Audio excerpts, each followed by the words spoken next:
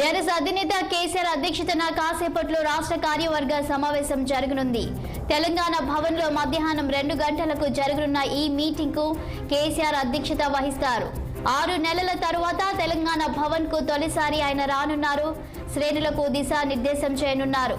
సమావేశానికి పార్టీ ఎంపీలు, ఎమ్మెల్యేలు, ఎమ్మెల్సీలు, మాజీ ఎమ్మెల్యేలు, మాజీ ఎంపీలు, జిల్లాల అధ్యక్షులు, కార్పొరేషన్ చైర్మన్లు, జిల్లా పరిషత్ చైర్మన్లు, డీసీసీబీ, బీసీఎంఎస్ అధ్యక్షులు, నియోజకవర్గ ఇన్ఛార్జీలు హాజరవుతారు.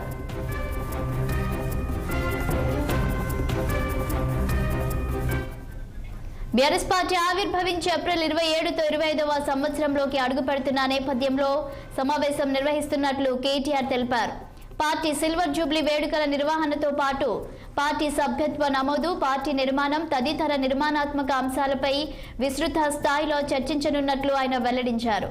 అలాగే రాష్ట్రంలో కాంగ్రెస్ పార్టీ ప్రభుత్వం అనుసరిస్తున్న ప్రజా వ్యతిరేక విధానాలు, రాష్ట్ర ప్రభుత్వ వైఫల్యాల మీద ప్రధానంగా చర్చ జరుగుతుందన్నారు.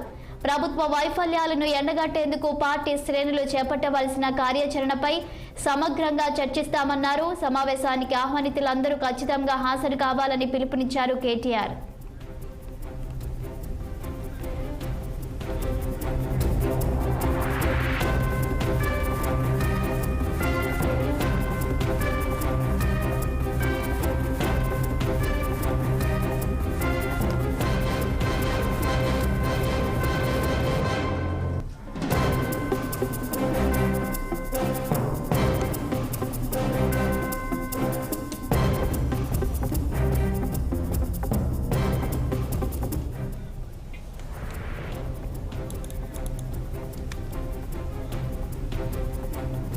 బీఆర్ఎస్ అధినేత కేసీఆర్ అధ్యక్షతన కాసేపట్లో రాష్ట్ర కార్యవర్గ సమావేశం జరగనుంది. తెలంగాణ భవన్లో మధ్యాహ్నం 2 గంటలకు జరగనున్న ఈ మీటింగ్కు కేసీఆర్ అధ్యక్షత వహిస్తారు. 6 నెలల తర్వాత తెలంగాణ భవన్కు తొలిసారి ఆయన రానున్నారు. శ్రేణులకు దిశానిర్దేశం చేయనున్నారు.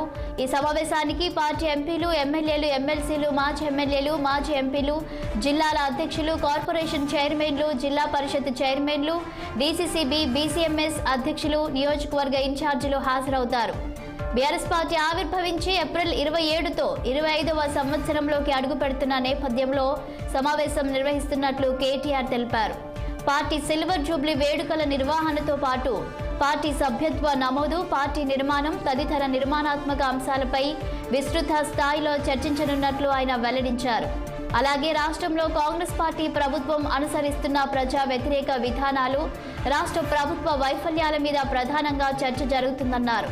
ప్రభుత్వ వైఫల్యాలను ఎండగట్టేందుకు పార్టీ శ్రేణులు చేపట్టవలసిన కార్యాచరణపై సమగ్రంగా చర్చిస్తామన్నారు. సమావేశానికి ఆహ్వానితులందరూ ఖచ్చితంగా హాజరు కావాలని పిలుపునిచ్చారు కేటీఆర్.